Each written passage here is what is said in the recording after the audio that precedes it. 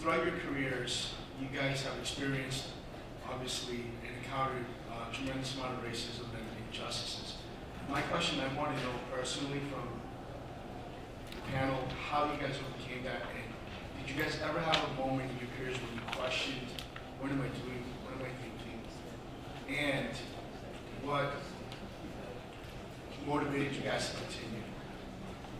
So, because we're all going to experience that. Thank you so much. So, have you experienced racism and injustice, and have you had doubts in your mind as far as whether you're doing the right thing as far as pursuing a legal career? Thank you. Yes, sir.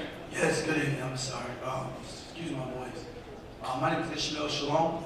I go last senior year at John Jay College. I'm the veterans president there.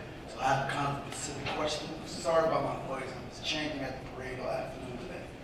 But it's specifically for veterans because I have a lot of questions actually. Hopefully I can corner a couple of you guys after this is over, if I can. But I have to narrow it down to one specific question. We have a lot of veterans at John Jay that's actually inspiring to law school, such as myself.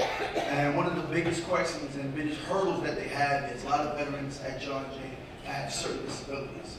Normally, when they don't have a physical disability, people automatically assume the worst. So, and when it goes back to personal statements and applying to law school, how would you recommend in putting those information down as far as disabilities is concerned? Because they ask personal statements, a lot of these guys' personal statements is wrapped around their experience in the military, whether they're dealing with PTSD or some other form of disabilities. And what would you recommend in the application process, putting that information down? Because we experience different employment applications in federal governments where a lot of veterans is, I don't know if discriminated against is the right word, but they're disqualified based on whatever level of disability that you have, if it does not meet the needs of that particular government agency or company. That's basically. Thank you for your question. It sounds like this question is about reasonable accommodations for people with disabilities, specifically veterans with disabilities. Yes, ma'am. Okay, thank you so much. Yes, ma'am. Hi, my name is Ariel Simmons from Northwood University. Graduated in the class of 2018.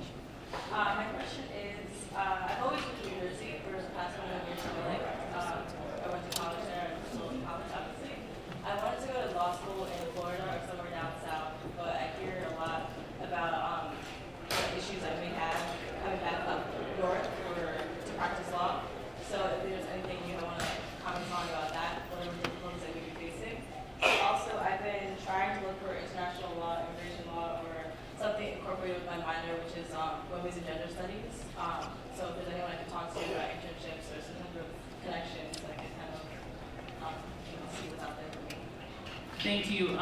Interest in international law, immigration law, and possible internships. So we can definitely talk about that. And I think you'll get a lot of value from the law school fair with that. Thank you so much. Hi, my name is Camila Prakan. I'm a recent graduate from Lehigh University with a degree in finance, and I'm originally from Little Rock, Arkansas. I just wanted to ask the panelists who are in corporate law if you're considered an MBA or a master's in finance, and also just generally, can you speak to the benefits that a JD gave you in the financial business field? Perfect. Thank you so much. That is our last question. Just really quickly on the international piece, my university, Florida International University, College of Law is an international university. We have an immigration clinic. All of our studies are geared around international topics. So that's something that I can contribute as far as that. Reasonable accommodations.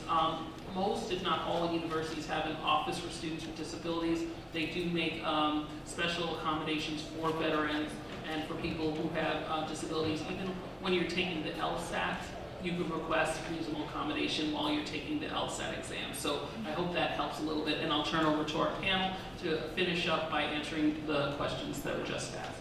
So I'll quickly answer two questions, one with respect to having an MBA and how that helps in corporate and transactional law. I think it's a great add.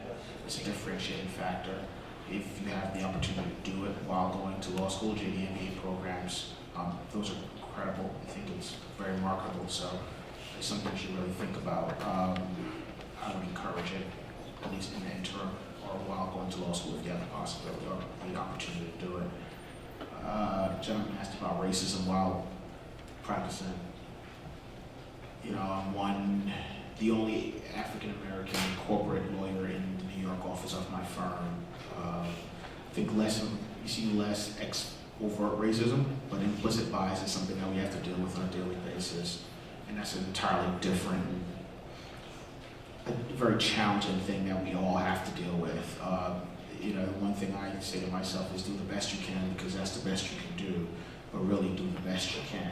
So make sure it's top notch, make sure it's quality, and make sure you know who you are, because frankly they have an impression or some preconceived notions of who you are. So as long as you kind of go in there every day with a spirit of excellence, you know, you gotta just stay strong with who you view yourself as, and sort of continue to sway the perspective of those who didn't take the time and due diligence on your background and on your accomplishments. But I think it's a great question, and it's something that we're working through the legal profession today. Firms who want to do the right thing, they're struggling to get there. So a lot of capital being put towards implicit bias. I think new ideas are welcome.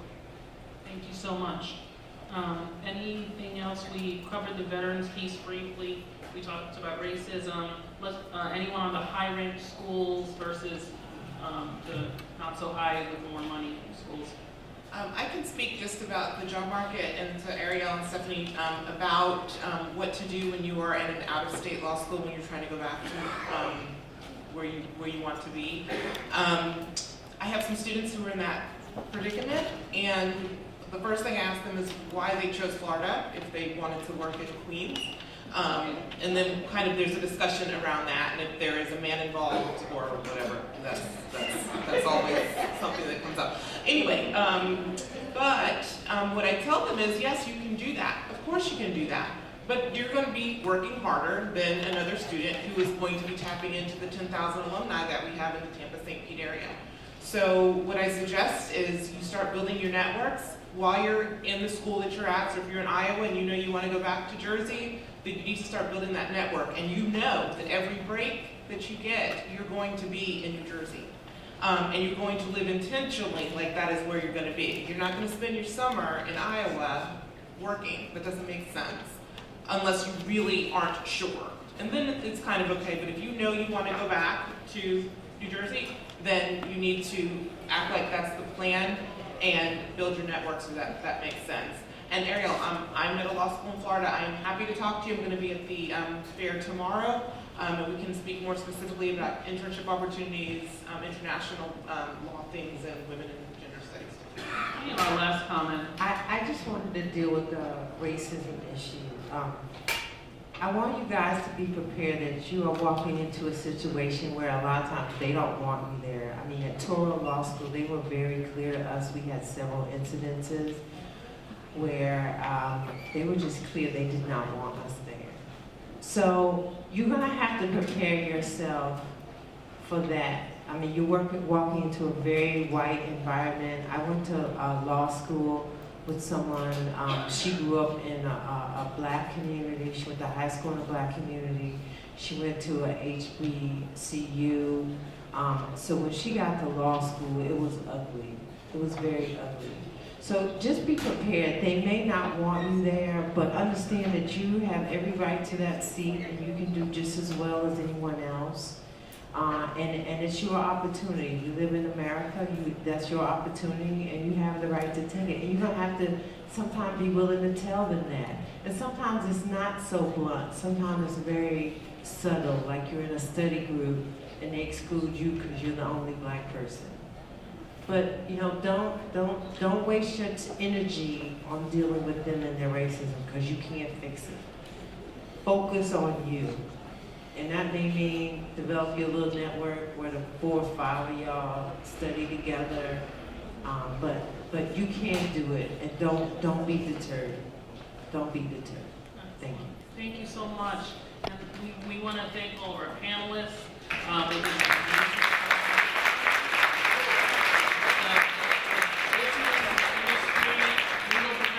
We need you. As he said, it's 88% white. We need you as attorneys, state attorneys, judges, people people in juries all throughout the legal process, so that's really important. As far as what's going to happen next, you have a choice of 2 sessions. In room 220, you have an LSAT session, so that's a great session for you to attend, especially if you haven't registered for the LSAT. You have it coming up in December. You're waiting to take it. You're not sure what the LSAT is, and you've been hearing it all day. Attend that session. There's been a lot of questions about financing your legal education. If that's something that you need to focus on, stay right here. So you have 2 options, 1 and 220 as far as the LSAT, and staying right here. For the panelists, I'm going to ask that we meet over in this corner down here for a group picture. And thank you so much for us transition to the next session.